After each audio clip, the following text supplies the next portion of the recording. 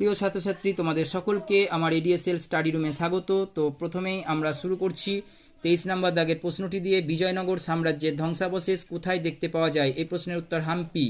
নিম্নলিখিত কোন ব্যক্তি দিন ই ইলাহির একজন সদস্য হয়েছিলেন? এই প্রশ্নের উত্তর রাজা বীরবল। আইন প্রণয়নের জন্য যুগ্ম তালিকার অন্তর্ভুক্ত বিষয় সংখ্যা কত ছিল? এই প্রশ্নের উত্তর 47।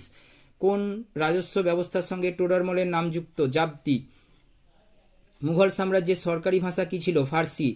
কে দু অ সপা সি আসপা ব্যবস্থা চালু করেছিলেন? আকবর। তকাভি বলতে কি বোঝায়? কৃষক ঋণ। ভারত সেবা সমাজের প্রতিষ্ঠাতা জি.কে. গোখলে। হিন্দ মজদুর সংঘের প্রতিষ্ঠাতা এন.এম. যোশী। নেক্সট প্রশ্ন, 1621 খ্রিস্টাব্দে ইংরেজরা ভারতের মাটিতে প্রথম ঘাঁটি কোথায় গড়েছিলেন? সুরাট। গান্ধীজি হিন্দ স্বরাজ লিখেছিলেন ইংল্যান্ড থেকে দক্ষিণ আফ্রিকা যাত্রায় নৌজাহাজে। রঞ্জিত সিং কোন মিশনের নেতা ছিলেন? সুকার চাকিয়া মিশনের নেতা ছিলেন। কে ক্যাবিনেট মিশনের সদস্য ছিলেন না? Lord Wavell. টিপুর চূড়ান্ত পরাজয় ঘটেছিল কার হাতে? লর্ড ওয়েলেসলির হাতে। অর্থনৈতিক জাতীয়তাবাদের পথিকৃৎ কে ছিলেন? আর.সি. দত্ত। কে 12-22 সভা সংগঠিত করেছিলেন? নানা ফড়নবিস। স্বরাজ দল কোন সময়ে নির্বাচনে অংশগ্রহণ করেছিল? 1923, 1926। নেক্সট প্রশ্ন, 1921-এর মোপলা বিদ্রোহ কোথায় সংগঠিত হয়েছিল? কেরালায়। কে অনুশীলন সমিতি সংগঠিত করেছিলেন? পি মিত্র। ভারত যখন স্বাধীন হয় তখন কে কংগ্রেস সভাপতি ছিলেন? জে.বি. কৃপালিনী।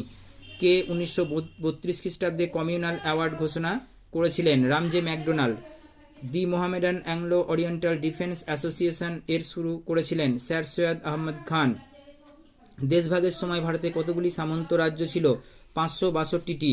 স্ট্যাফোর্ড ক্রিপস সদস্য ছিলেন লেবার পার্টির। 1907 সালে স্যার কার্জন উইলিকে কে হত্যা করেন? এম.এল. ধিংরা। 1942-এর ভারত ছাড়ো আন্দোলনের সময় কে ভারতের ভাইসরয় ছিলেন? এই প্রশ্নের উত্তর হচ্ছে লিনলিথগো। তো তোমরা যারা আমার এই শর্ট ভিডিওগুলি দেখছো তাদের সকলকে আমার আন্তরিক শুভেচ্ছা।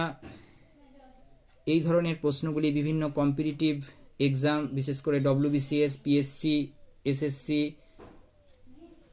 পঞ্চায়েত, রেল, ব্যাংক, সমস্ত রকম কম্পিটিটিভ এক্সামে এই ধরনের প্রশ্নগুলি সেট হয়ে থাকে। তো অবশ্যই এই প্রশ্নগুলি খুব ভালোভাবে তোমরা দেখে যাবে।